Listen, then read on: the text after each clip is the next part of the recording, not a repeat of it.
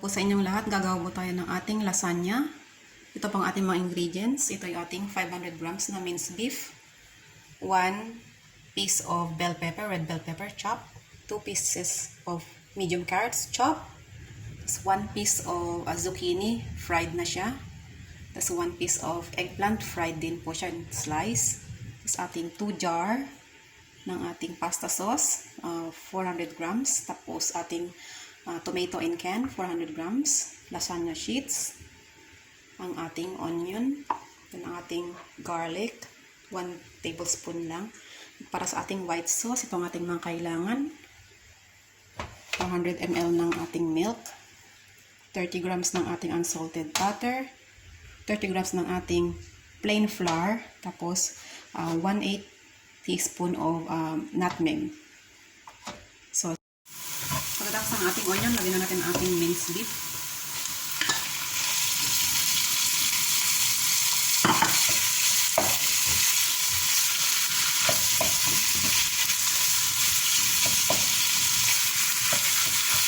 Hanggang sa mag-brown siya. Mag-brown na natin ang ating minced beef.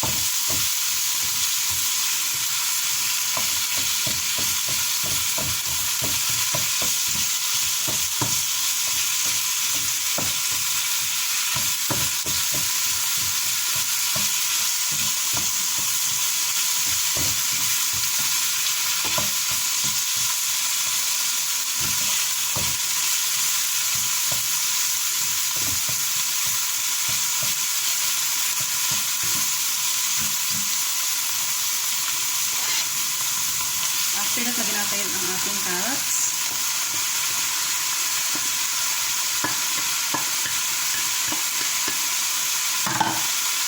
At ang ating bell pepper.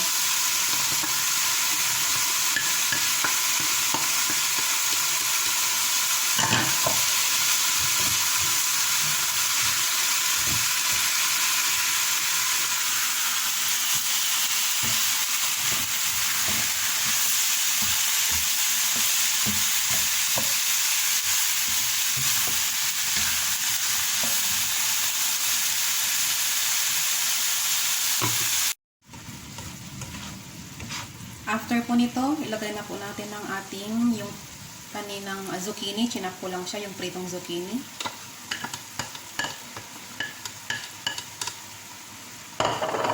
Saka yung ating pritong eggplant. Chinap ko lang din siya.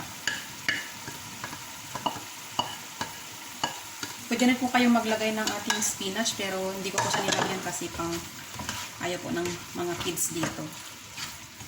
So, stir lang siya.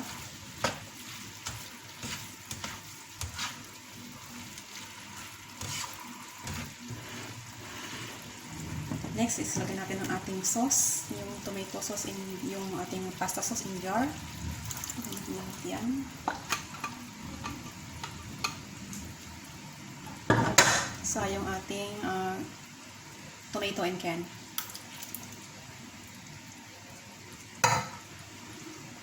Lagyan natin ng ating pepper.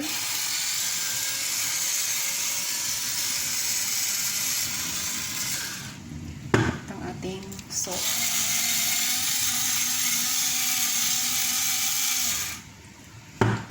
Give it a stir.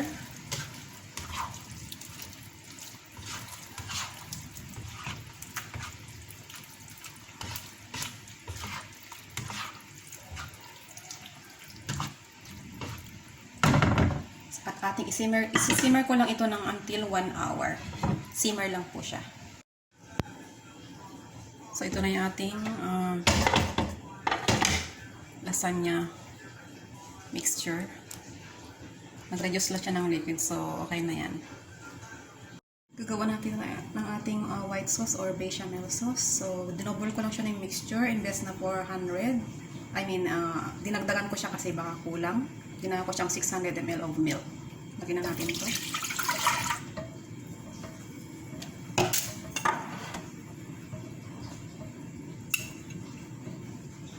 Tapos, lagyan tayo ng ating butter.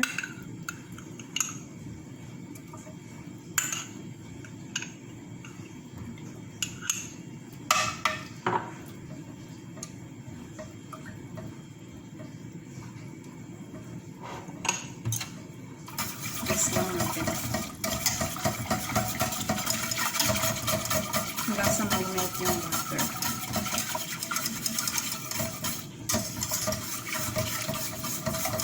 Tapos lagyan natin ating flour.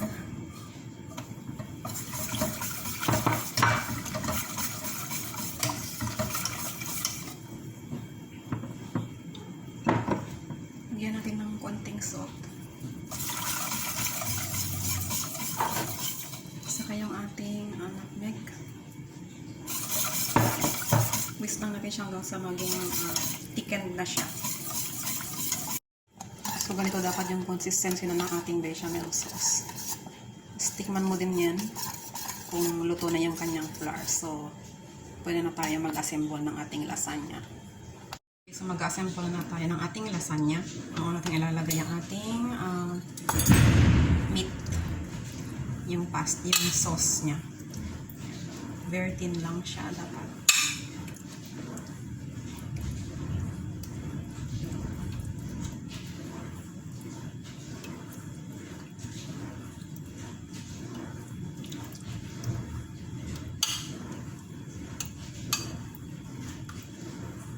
Tapos maglalagay tayo ng ating lasagna sheets.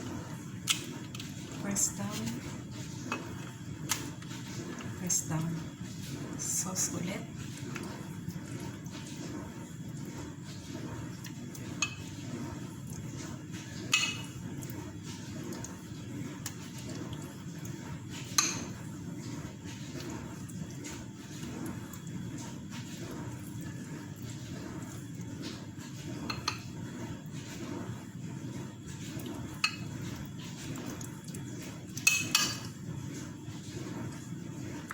Sa makaberan yung kanyang lasagna sheets. Spread mo lang siya. And then, lagyan natin ng ating white sauce.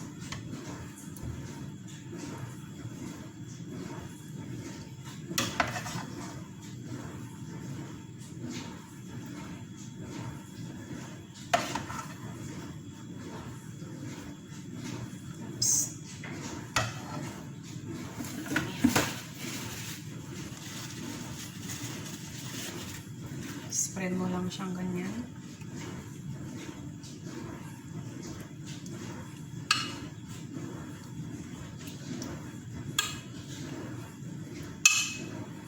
Sinisprinklean ko siya. Kailangan pala natin na ating shredded cheese. Sinisprinklean ko siya lang konti lang.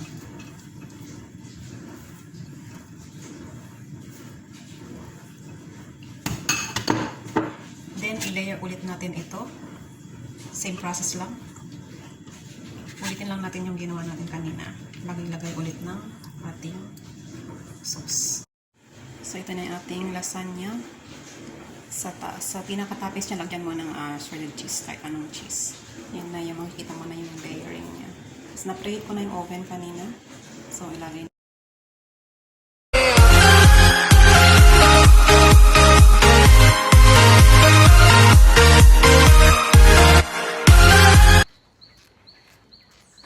Hi guys, for today's recipe is magluluto naman ako ng minced pork with tofu, silken tofu. So, galing kami ni Cookie na malengke muna ng aking mga ingredients. Ayan, nakikita nyo, pagod na aking aso at nasa aking likuran. So, ayan, sinama ko siya na namalengke. So, ayan guys, kawawa naman si Cookie, pagod na siya. Come on, Cookie, you can do it. Malapit na tayo sa gate natin. Ayan, kawawa naman siya. Here we are. So guys, ito yung nabili ko. Meron tayo ditong ingredients na silken tofu. Ayan, at saka garlic, at saka yung ginger natin. And minced chicken. It's not minced pork. Sorry to say that earlier. It's minced chicken. Then of course, hindi mawawala ang pepper and salt. So kailangan kong i-marinate ang meat muna. Ayan, i-marinate ko muna yung chicken ng oyster sauce. Ayan. Para mas masarap guys, then drizzle of sesame oil, pepper and salt. Ayan, i-mix lang natin and set aside for half an hour. Ayan, ganun ako mag-marinate guys. Set aside for half an hour. Once again, ito na yung tofu natin. Na-slice ko na siya. Meron tayong green peas dito at saka half cup of chicken broth. Homemade chicken broth. So, at saka yun, ito na yung marinate natin kanina. So, ayan guys. Ready na iluto. So, ayan, naglagay lang ako ng 1 tablespoon of olive oil. Ayan, kung wala kayong olive oil, you can use any oil. Vegetable oil, canola oil, or whatever. Ayan. So, igisa lang natin guys ang ating, unahin natin ay yung ginger natin. Ayan. So, igisa lang natin hanggang lalabas yung aroma niya. At saka yung sibuyas din natin. Sibuyas, no, sorry. It's a garlic, I should say. Ayan. So, gisain lang natin to hanggang sa magiging brown siya.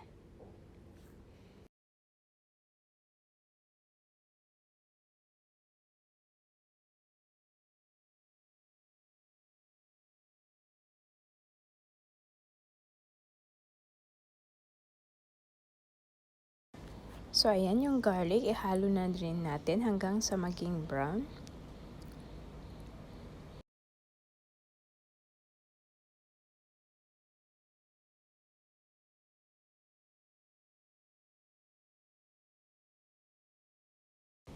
So, ready na yung ginger natin. So, mix na natin yung minced chicken na na-marinate natin kanina. Lutuin lang natin ito bago natin ilagay yung mga rest of the ingredients.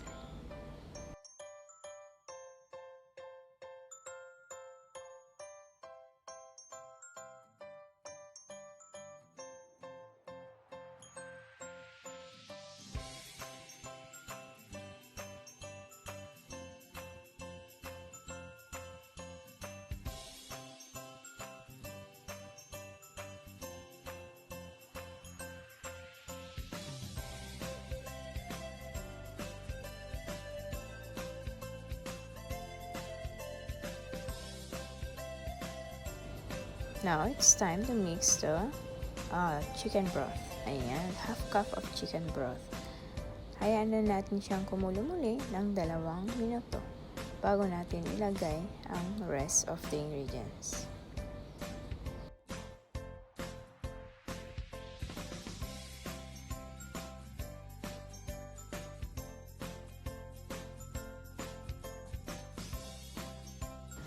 So, ayan, ang next na natin ilagay yung ating green peas. Ayan. So, optional yun guys. Pero anyway guys, this is my own version. So, it's up to you if you want to put some vegetables or what you call that, or without the green peas, it's okay.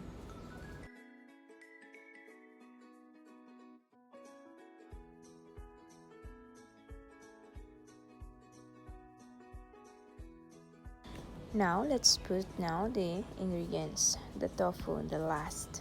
Yan. Silken tofu. So, ayan lang natin, pakuluin lang natin ito hanggat maluto yung ating tofu. Then, guys, para lumapot yung ating gravy, nilagyan ko siya ng cornstarch. It's not 1 tablespoon of cornstarch with a bit of dissolve in 1 tablespoon of water. Ayan. So, i-drizzle lang natin siya para magiging malapot yung ating gravy. So, ayan guys, i-mix lang natin. At hindi na ako nagdagdag ng pepper and salt. So, ganun ako guys, tansyado na. So, it's up to you. Salt and pepper is pwede nyong dagdagan, depende sa inyong lasa. So, ayan. So, another maybe 2 minutes, then it's ready na for my lunch.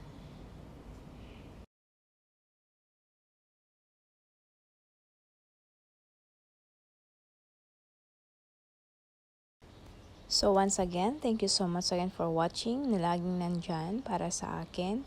And please, kung hindi ka pa nakapag-subscribe, do subscribe to my channel and give me a thumbs up, comments, share, and ring the bell para ma-notify ka sa mga susunod ko pang mga upload.